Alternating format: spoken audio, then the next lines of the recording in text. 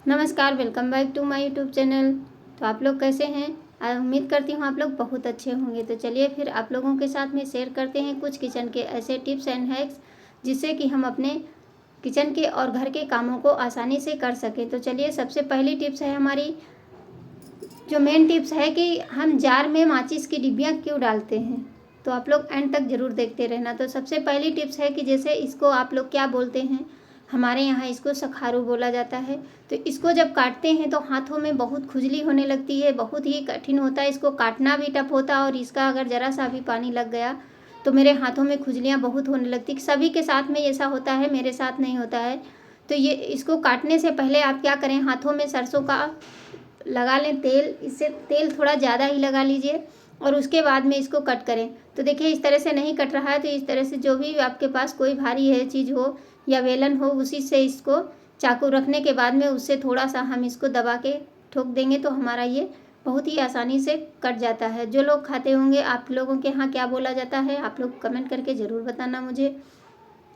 तो चलिए इस तरह से इसके पतले पतले, बहुत ज़्यादा पतले भी नहीं, 1-1 इंच के मोटे पट निकाल लेते हैं। निकालने के बाद में इसको हम किस तरह से क्या करेंगे जिससे कि ये हमारे हाथों में बिल्कुल भी खुजली ना हो और गला भी ना पकड़े, उसके लिए हम क्या करेंगे।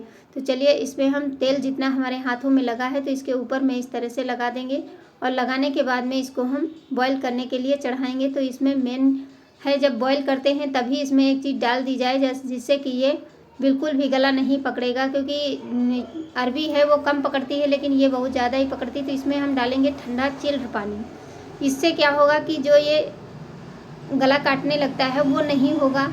और इसमें थोड़ा सा नमक डाल करके इसको बॉईल करेंगे। उसके बाद आप इसकी सब्ज़ी बनाएं या तो इसकी कचालू बनाएं, जो भी आप लोग बोलते हों, जो बनाते हों वो बना सकते हैं। आपको बिल्कुल भी नहीं पता चलेगा कि हम इसको खा रहे हैं। तो चलिए अब हाथों में क्या करेंगे, थोड़ा सा घड़ी साबुन ले लेंगे। इससे अगर ज़रा सा भी आपको लगे कि खुजली होने की महसूस हो रहा है तो ये तेल लगाने के बाद में इसको घड़ी साबुन से हाथों को रगड़ के और साफ़ कर लेंगे। इससे हमारे हाथों में बिल्कुल भी खुजली नहीं होगी। उम्मीद करती हूँ ये हमारी टिप्स ज़रूर आप लोगों को पसंद आई होगी। तो ये देखिए इस तरह से ये एक सीटी लगा दिए हैं, कितनी जल्दी ये पक जाता है नमक डालने से। अब इसका आप जीरा डाल के तड़का लगा दीजिए, उस तरह से खाइए। चाहे तो इसको मसाला लगा के सब्जी बनाइए सूखी, आप जिस तरह से पसंद करते हो उस तरह से बना करके खा सकते हैं। तो चलिए दूसरी टिप्स हमारी देख लेते हैं। जैसे हम पूड़ी बनाते हैं, अगर हमारा तेल थोड़ा ज़्यादा दिन का हो जाता है जिसमें पूड़ियाँ बनाते रहते हैं तो उसमें इतनी झाग बन जाती है कि पता ही नहीं चलता है। पूड़ी तो बन जाती है लेकिन जब हम पकौड़ियाँ बनाते हैं तो उसमें इतनी झाग होती है कि समझ में नहीं आता कहाँ डालें कहाँ ना डालें। और पूड़ी जब भी बनाएं तो ऊपर से हल्का सा तेल इस तरह से अगर डालते रहेंगे तो पूड़ी हमारी गुब्बारे की तरह फूल जाएगी। तो चलिए उसके लिए हम क्या करते हैं, जब भी तेल चढ़ाएं तो उसमें हम ज़्यादा नहीं, सिर्फ 1 चुटकी जो नमक हम खाते हैं वही नमक डाल देंगे। उसके बाद में तेल गरम कर देंगे। इससे हमारा जो है वो नहीं होगा। क्या होता है, जैसे मिक्सी की जार में कभी कभी धुल के रख देते हैं और पानी होता है, उसके बाद में वो सूखता है तो स्मेल आने लगती है। तो उसके लिए क्या करेंगे, एक तीली उठाएंगे, उसको जला करके इस तरह से थोड़ी देर रख देंगे, ढक्कन लगा के बंद करें। हम प्लेट से ढके हैं तो इसकी जो भाप बनती है उससे इसकी जितनी भी स्मेल है वो बिल्कुल गायब हो जाएगी। है ना कमाल की हमारी टिप्स। अगर अच्छी लगे तो लाइक ज़रूर करना। तो चलिए अगली यूज़फुल टिप्स देख लेते हैं माचिस को लेकर ही, कि हम लोग क्या करते हैं, पूजा करें या घर में हो कहीं भी अगर माचिस जलाते हैं हम तो उसको हम क्या करेंगे, नीचे फेंक देते हैं तो हमारे घर में कचरा हो जाता है और गंदगी भी होने लगती है। तो चलिए 2 माचिस को हम खाली कर लेते हैं। तो 1 माचिस में ये सारी तीलियां हम भर के तैयार कर लेते हैं, 1 को खाली रखते हैं।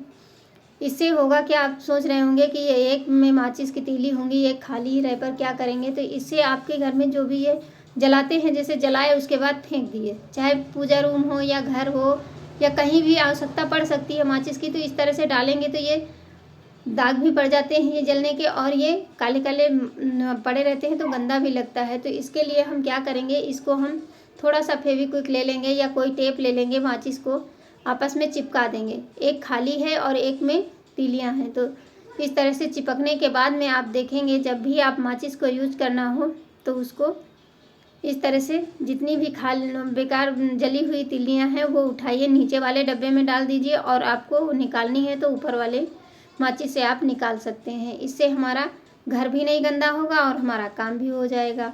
है ना कमाल की टिप्स। तो चलिए अगली यूज़फुल टिप्स देख लेते हैं कि जैसे हमारे जो शर्ट होते हैं उनके बटन बहुत जल्दी टूट जाते हैं, उनको हम किस तरह से क्या करें जिससे कि हमारे बटन ना टूटे। तो इस तरह से कोई भी आप कागज़ ले लीजिए और कागज़ लेने के बाद में इसको बटन के ऊपर इस तरह से पूरे पे लगा दीजिए। जितने भी बटन है उस पर आप इस तरह से लगाने के बाद में इस तरह से फिक्स कर देना है कि निकले ना ये कागज़ जल्दी से।